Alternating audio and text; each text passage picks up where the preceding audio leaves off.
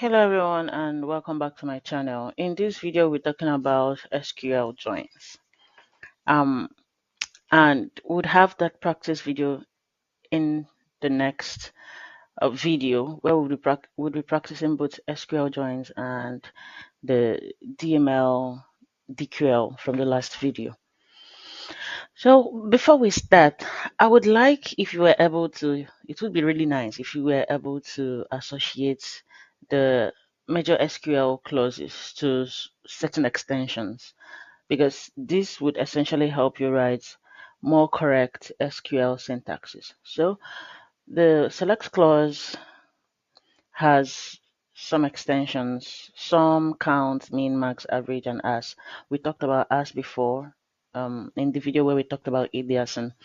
Now, some count, min, max, average, they are all aggregate functions. So as an extension to our select clause, we have aggregate functions, which includes these and more. So once you write select, besides selecting the names of your column, you want to also think about if you would need any of these aggregate functions, right? Then for the from clause, where you list the name of your tables, we can also extend it by using a join, which is what we will talk about today. And in our where clause, it can be extended by using other keywords like and, or, not, exist, in, like, or any other subqueries, which we will be talking about in the later part of this course. Also, we can use other operators like union, intersect, except between two different SQL queries like this. First query union, the second query, or the first query intersect, the second query. Then after the where clause, we then have in this order, order by, group by, then having. So these are all the extensions that come after these keywords or these key clauses in SQL. So we have different kinds of joins, as we would see today. We have the inner join, which is a regular kind of join, right? We have the cross join, which we talked about in an earlier video, where we said that the cross join is just like doing a cross product. We have natural join, which I do not recommend because it does not make sense most of the time. We have left outer join, right outer join, and full outer join. Now, when it comes to extension to the from clause, there are a number of join types that can be expressed in the where clause. So we can express an inner join in the where clause. We can express a cross join in the where clause, right? And for the inner join, the where clause is used to connect the relations, the two columns where the two different tables have the same value. We use the where clause to connect those. In the cross join, we don't have where clauses connecting relations, right?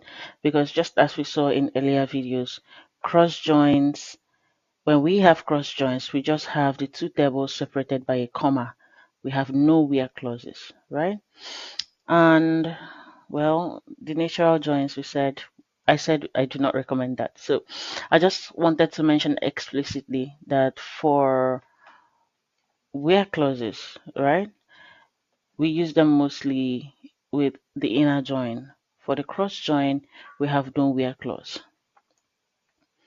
For the left outer join, you could have a where clause. Right outer join, full outer join, you could have a where clause.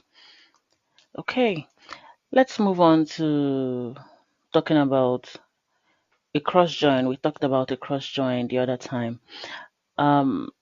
We said it looks more like the resultant of a cross join would look like a cross product, and the where clause does not connect the two tables. Let's take an example. Let's say from our book schema This is a book schema by the side, where we have the authors, books, and publishers table. So we are going to write a query. So I want to select everything. Let's select everything from the name of the schema is book, from book, the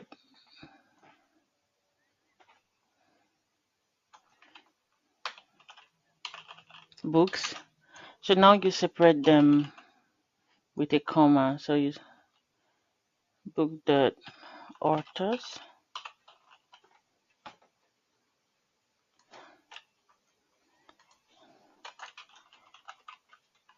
where we should have a column called page count. Let's see.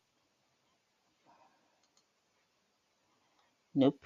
Books. Let's see. Column called page count. Yes, page count. So where page count is greater than, say, 100 or 1200. So the first thing, let's try to run this. We had nothing. Okay, let's try 1000. I want us to have something. No, still. Let's have 500. Right, so now we have a result. And let's see, we have about 156 results. So this is a cross join, essentially. And let's use something bigger. Let's use 700. Oh, okay. I want a more manageable output. Oh no, really? Okay, let's get back to 500.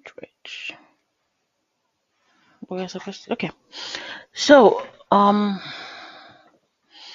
do want us to notice one thing here though.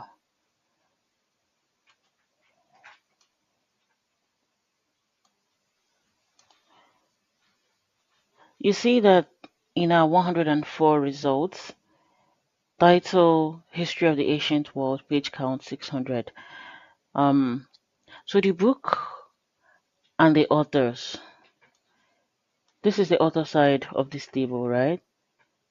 If you observe this properly, you'd notice that the book is going to be matching each author. So you have history of the ancient world, 600 pages, history of the ancient world, 600 pages. It's going to be matching every author, right? So this is what the cross join does. It's just like for every value you have from one table, it's going to at some point match with every other row from the other table, which is definitely not what we want, but that is just how the cross join works. It may be useful in some cases, but that is just how it works. So let's rewrite this query in a way it makes more sense using our inner join, right? And for our inner join, there are two ways to write an inner join. We either use the join keyword or we use where, right? So if we were to use where, we would have this, and we want to find out at what point the books table and the authors table have the same values for what columns. So in the book table we have, this is the book ID, right? So we might as well check from here. From the side, this is the books table. It has ID, title, page count, genre, author ID. And if we were going to join this to the authors table, I'm sure they would meet at the author ID, right? So we have the author ID from the books would be equal to the ID from the authors table. So we are going to write this cross join query to use inner join. So let's do that. Books.books, let's call this B. We're now using an alias, right? A, where B dot, so where this table dot, the books table dot author ID. So author ID is equals A dot, this table dot ID, right? And so we have two conditions, that's why we're using and. So where we have this condition and we have this condition. So now let's run this query. Exactly. So this is what we have. We have two books with pages greater than 550.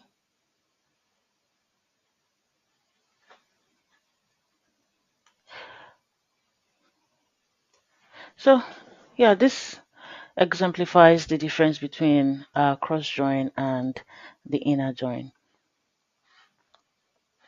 And I hope this really makes sense.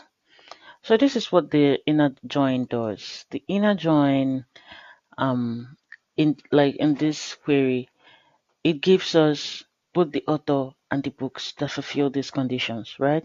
It what it does not do is it does not give us authors that do not have these books, and it does not give us books that are not written by these authors. So it gives us both authors and books that fulfill these two conditions. So yeah, we can rewrite this query alternatively. Let's rewrite this query using the join. So if we were to use join, we would write it this way. We would write select everything from the name of the table. Then this is a point where we use our join. From this table, join the next table, which is book.authors, right? On. So we want to join them on this. So we might as well just copy this. We want to join this on this. Remember, this is B, alias B, alias A. So we want to join this on this. Then where page count is greater than 550. So we see that when we run this second query, it would still give us the same thing.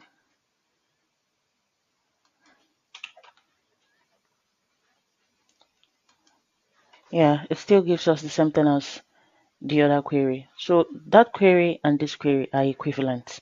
The two queries are equivalent. So this is to also say that in SQL, there are often multiple ways to express the same query. And it's said that in theory, if two SQL queries are equivalent, then the performance are identical for the same table instance.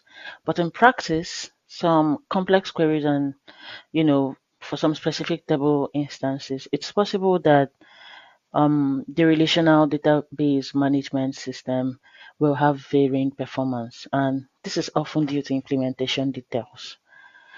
And we are going to see more of this as we go further in the course. So we just talked about inner joins and the two different ways for writing inner joins. And just like I said, the query we have right now on the screen, it includes all matches between books and authors that fulfill these conditions, right? What it does not include is a book without a publisher, or no, it's a book without an author, or an author without a book. So that is what this query does not include. And the inner join is the most common type of join. So moving ahead, we've talked about um, writing inner joins using the where clause and writing inner joins using the join. We can also, instead of writing just join, we can write inner join. So maybe you could call this the third method, doesn't really matter. But instead of writing just join, if we wrote inner join instead, it still gives us the same result. So I guess we can say there are three ways of writing inner join. You can either write it without using the join keyword, but using the where, right? And specifying this condition in the where. Or you can write inner join using the join keyword or using the inner join keyword. So there are basically three different methods for writing the inner join. So just like I said before, there are often many ways to express the same query in SQL. So for cross joins, we could also say cross join. We already gave an example with cross join, right? So we could also just say cross join. So natural joins are not recommended because in many instances they do not make sense. I'm going to give you an example of what a natural join looks like. So for natural joins, you just write natural joins because you can join on two columns that have the same value. And in this case, you are simply ignoring what the contextual meaning would be. So for example, let's say select title and name from book.books.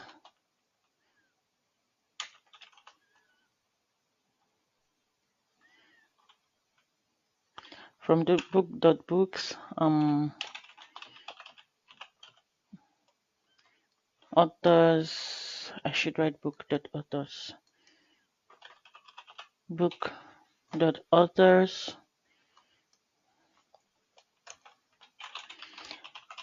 where b.id equals a.id.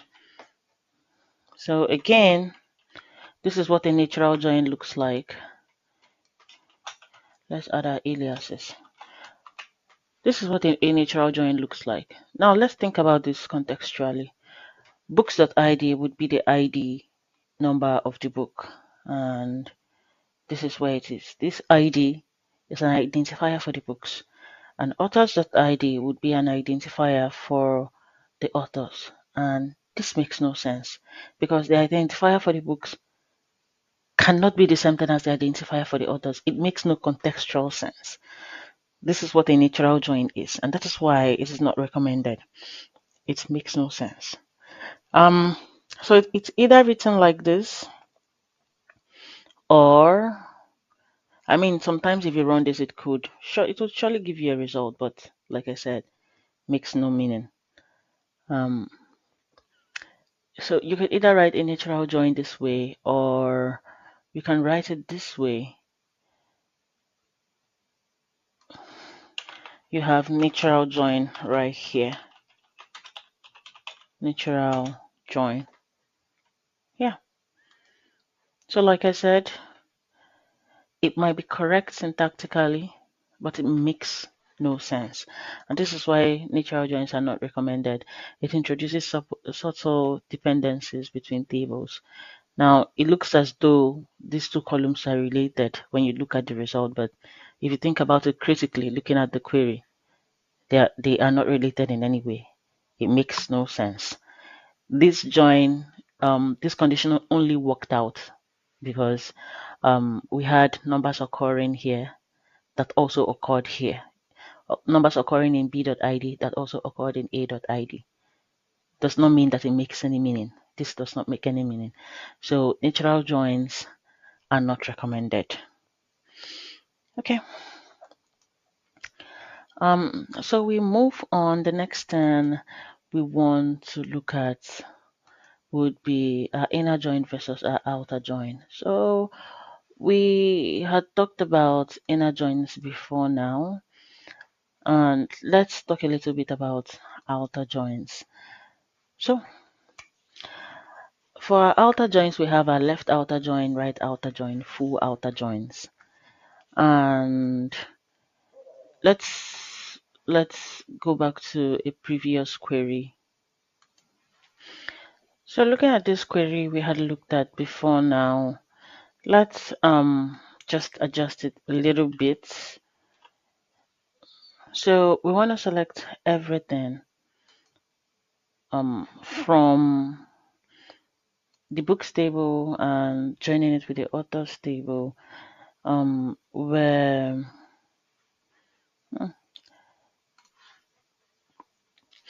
okay, for we can change this to publishers now.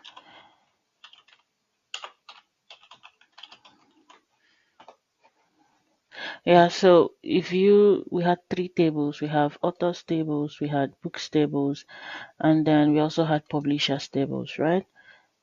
So let's spread out our examples a little bit. So let's call this book.publishers. The alias now would be P, and the book.publishers, in our books table we had pub ID, right? So this means this would join to this table on b.pub ID, publishers ID equals p.id, right? Let's see on the publishers table we have, yes, ID, p.id. So if you run this, we have about 50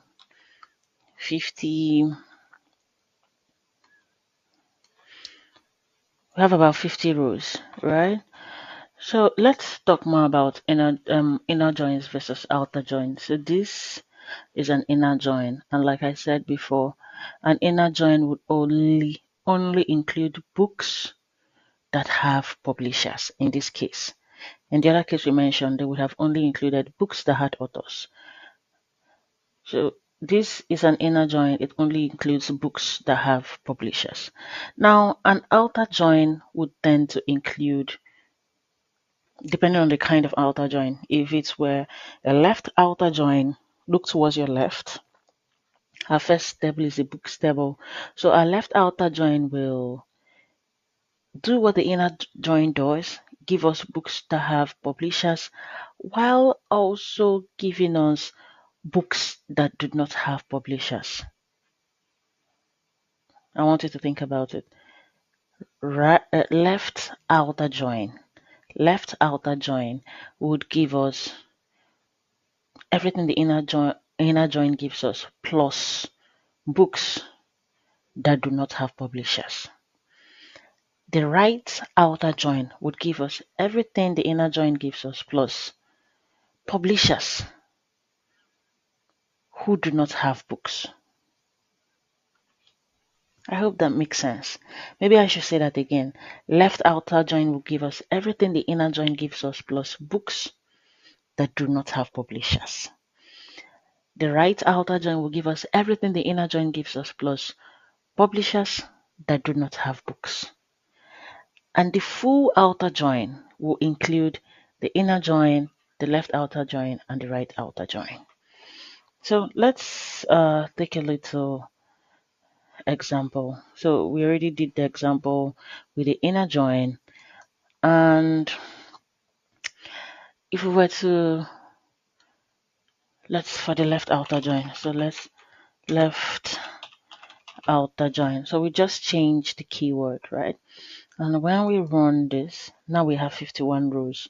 So what happens now is everything we had in the inner join, plus now there is a book that has no publisher, and maybe we can find it. Yes, this is it. The last row. We have this Invincible Man. That's the title of the book. He has no publisher. So this is a left outer join. Now for our right outer join, we have like I said, the results from an inner join plus a publisher that hasn't published any books. So we have, when we run this, okay, we have 50. So let's see. So it means that for our table, all publishers published books actually. But by my explanation, you know we would have had publishers that have not published any books if we had them. And again, lastly, for our full outer join, if we run this, we're going to have inner join, left outer join, right outer join. So this is it for our full outer join. So we are going to end this video here. We've talked extensively about different kinds of joins. We have talked about extensions to important SQL clauses. And if you have not subscribed to my channel, please do subscribe. I will see you in the next video where we would practice together on SQL joins. So I'll see you on the next one.